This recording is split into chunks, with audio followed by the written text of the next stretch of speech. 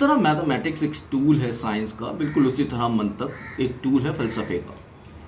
हम एक तेज़ निगाह डालेंगे मंतक में और जानने की कोशिश करेंगे मंतक की टर्म्स और कॉन्सेप्ट्स को।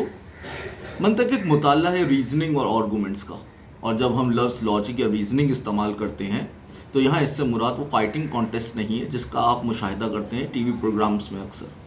यहाँ इसको इस लूज सेंस ऑफ रैशनैलिटी के मानी में हम इस्तेमाल नहीं कर रहे, बल्कि इसके टेक्निकल सेंस में इसका इस्तेमाल कर रहे हैं, जहाँ हम इन्फर करते हैं एक ट्रू स्टेटमेंट कंक्लूजन दीगर दूसरी ट्रू स्टेटमेंट्स प्रेमिसेस से, जिनको हम लॉजिक की ज़ुबान में प्रेमिसेस कहते हैं। मिसाल के तौर पर all womens are mortal and Xanthippe is a women, तो हम ये डिड्यूस कर सकते हैं कि Xanthippe is mortal. Deductive logic एक बहुत ताकतवर टूल है, बावजूद इस हकीकत के हम सिर्फ उन्हीं कंक्लूजन्स को ड्रॉ आउट कर सकते हैं जो पहले ही मौजूद हैं प्रेमिसेस में। ये बिल्कुल बरक्स से इंडक्टिव लॉजिक है, क्योंकि कुछ लोग प्रोपोजिशंस पे एग्री करते हैं, जैसा कि all women are mortal, the square of 8 is 64, rocks fall down not up, murder is wrong. इसलिए हमारा मकसद है पहुंचना कुछ new and less obvious propositions तक जिसको हम सब एम्ब्रेस कर सकें। ये टूल इस कुव्वत के साथ हमें इजाज़त देता है डिस्कवर करने में कुछ नई सच्चाइयाँ इस दुनिया की, अपनी आर्म चेयर्स की कंफर्ट को छोड़े बगैर, और रिजॉल्व करने में कुछ ऐसे डिस्प्यूट्स जिसके बारे में लोग डिसएग्री करते हैं। फ़लसफ़ी गॉटफ्रेड लाइबनिज़ समझता था कि मंतक एक एपिस्टेमिक यूटोपिया क्रिएट कर सकती है। तुमने तवज्जो की होगी कि 3 सदियां गुजर गई, लेकिन हम अब भी अपने डिस्प्यूट्स को हल नहीं करते।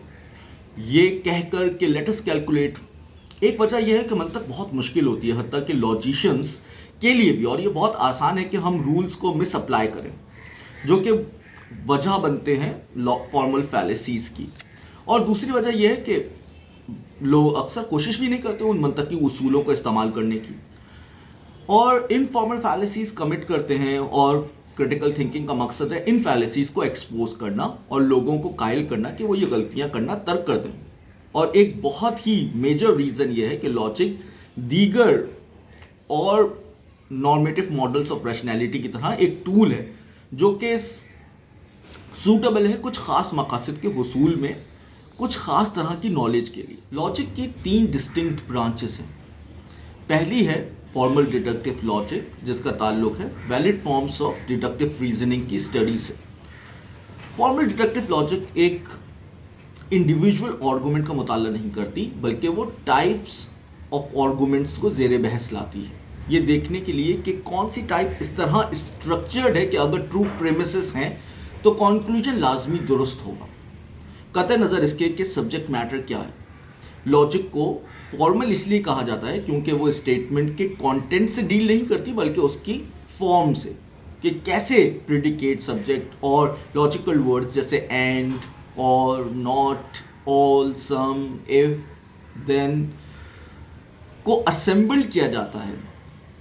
इसको हम वैलिडिटी कहते हैं। ये कॉन्सेप्ट सिर्फ अप्लाई होता है आर्गूमेंट के स्ट्रक्चर पे, उसके कंटेंट पे नहीं। आर्गूमेंट साउंड होता है जब उसकी फॉर्म की वैलिडिटी के साथ साथ उसके प्रेमिसेस ट्रू हों, यानी उसका फॉर्म और कंटेंट दोनों दुरुस्त हों। लेकिन मैं दोहरा दूं, फॉर्मल डिडक्टिव लॉजिक दिलचस्पी रखती है सिर्फ फॉर्म या स्ट्रक्चर से, और इसका मकसद है शनाख्त करना कि कौन से आर्गूमेंट्स वैलिड हैं अपनी फॉर्म की वजह से। इसलिए अगर ट्रू प्रेमिसेस सप्लाई किए जाएं तो वो फॉर्म एक ट्रू कंक्लूजन को गारंटी करेगी। इस बात पर जोर देना जरूरी है कि एक आर्गूमेंट वैलिड हो सकता है बावजूद इसके कि उसकी प्रेमिसेस और कंक्लूजन्स फॉल्स हैं। मिसाल के तौर पर यह दिया गया सिलोजिज्म्स दुरुस्त तौर पर फॉर्म को फॉलो कर रहा है और इसलिए वैलिड है। All cows are purple, Socrates is a cow, therefore Socrates is purple. Logic एक माइनर एक्सरसाइज में तब्दील हो जाएगी अगर वो महदूद हो जाए वेरीफाई करने तक उन स्टेटमेंट्स को जो कि लॉजिकल टर्म्स रखती हैं, ट्रू या फॉल्स। उसकी ताकत वैलिड इन्फेरेंस के रूल से ताल्लुक़ रखते हैं। लिटिल एल्गोरिथम्स जो आपको ट्रू प्रेमिसेस से ट्रू कंक्लूजन्स तक पहुंचने में मदद करते हैं। जो सबसे मशहूर है उसमें वो अफर्मिंग द एंटीसीडेंट या मोडस पोनेंट कहा जाता है। If P, then Q. P, therefore Q. If someone is woman, then she is mortal. Xenothipi is a woman, therefore Xenothipi is mortal. एक और वैलिड रूल ऑफ इन्फेरेंस कहा जाता है denying the consequent या modus Tollens.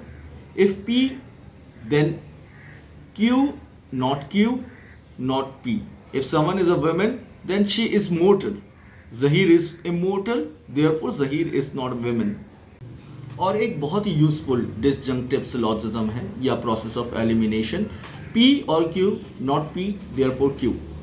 The victim was killed with a lead pipe or a candlestick. The victim was not killed with a lead pipe, therefore the victim was killed with candlestick. लोग अक्सर misquote करते हैं Emerson को कि consistency is the hobgoblin of little minds.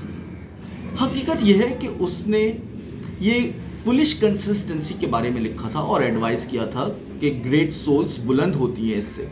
अगर आपका belief system तजादात रखता है तो फिर आप कुछ भी बिलीव कर सकते हैं, क्योंकि आप वैलिड रूल्स ऑफ इन्फेरेंस से एब्सर्ड कॉन्क्लूजन्स निकाल सकते हैं. तो इससे जाहिर होता है एक अहम नुक्ता लॉजिकल आर्गुमेंट्स के बारे में.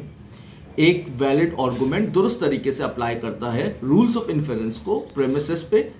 इससे हमें सिर्फ ये पता चलता है कि अगर प्रेमिसेस दुरुस्त हैं यानी ट्रू हैं तो कॉन्क्लूजन यकीनन ट्रू होगा. ये किसी तरह की कोई कमिटमेंट नहीं करता कि आया हमारे ट्रू प्रेमिसेस हैं और इसलिए कुछ नहीं कहता कॉन्क्लूजन्स के ट्रुथ के बारे में. और इसको हम देख सकते हैं कॉन्टेक्स्ट में साउंड आर्गुमेंट्स के, जो कि अप्लाई करता है रूल्स को करेक्टली ट्रू प्रेमिसेस पर और एक ट्रू कॉन्क्लूजन यील्ड करता है.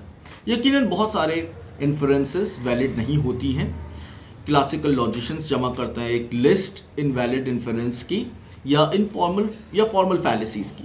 ऐसे सीक्वेंस या तरतीब या स्टेटमेंट्स जिससे लगता है कि कॉन्क्लूजन फॉलो कर रहा है प्रेमिसेस को, लेकिन वो हकीकतन नहीं कर रहा होता. सबसे मशहूर इसमें अफर्मिंग द कॉन्सिक्वेंट है. If P, then Q. Q, therefore P. If it rains, then the streets are wet. The streets are wet, therefore it rained. ये आर्गुमेंट वैलिड नहीं है. हो सकता है कि एक स्ट्रीट क्लीनिंग ट्रक वहाँ से गुजरा हो. एक और इक्विवेलेंट फैलेसी है denying the antecedent. If P, then Q, not P, therefore not Q. It didn't rain, therefore the streets are not wet. ये भी वैलिड नहीं है.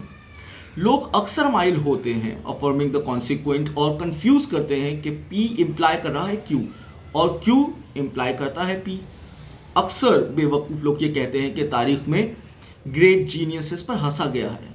उनके ज़माने में तो वो ये आर्ग्यू करते हैं if genius then laughed at, लेकिन ये इम्प्लाई नहीं करता if laughed at then genius. Inductive arguments अपने कॉन्क्लूजन्स के ट्रुथ को गारंटी नहीं करते, बावजूद इसके कि तमाम ट्रू प्रेमिसेस हैं वो सिर्फ हायर प्रोबेबिलिटी को यील्ड करते हैं.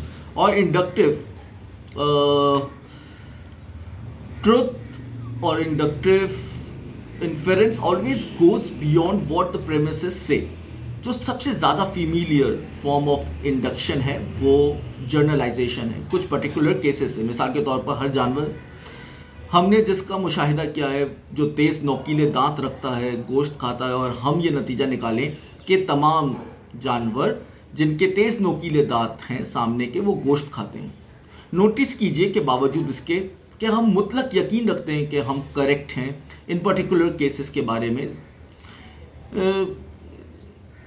जानवर जिसके तेज़ नोकीले दांत हैं वो गोश्त खाता है, हम इसके बावजूद गलत हो सकते हैं अपनी इस जर्नलाइजेशन में. दोस्तों, मंतक का मकसद है कि हम एक systems of method and principles को डेवलप करें जिसको हम यूज़ करें एज अ क्राइटेरिया दूसरों के आर्गूमेंट्स को इवेल्युएट करने के लिए और एज अ गाइड अपने आर्गूमेंट्स को कंस्ट्रक्ट करने के लिए. एक फ़ायदा जिसकी तवक्को की जाती है मंतक के मुताले से वो ये है कि हमारे एतमाद में इजाफा होता है हम करीने अकल बात कर रहे हैं जब हम किसी के आर्गूमेंट्स को क्रिटिसाइज करते हैं या जब हम अपने आर्गूमेंट्स को पेश करते हैं. आर्गूमेंट एक ग्रुप ऑफ स्टेटमेंट्स हैं जिनमें एक से ज़्यादा प्रेमिसेस होते हैं और आर्गूमेंट की एक स्टेटमेंट को हम कंक्लूजन कहते हैं, जिसके ट्रुथ को हम इस्टेब्लिश करना चाहते हैं। आर्गुमेंट में जो स्टेटमेंट इस्तेमाल होती हैं वो डिक्लेरेटिव सेंटेंसेस होती हैं, और क्वेश्चंस, प्रपोजल्स, विश, ऐसे तमाम स्टेटमेंट्स को, ऐसे तमाम प्रोपोजिशंस को हम इंक्लूड नहीं करते आर्गुमेंट के अंदर।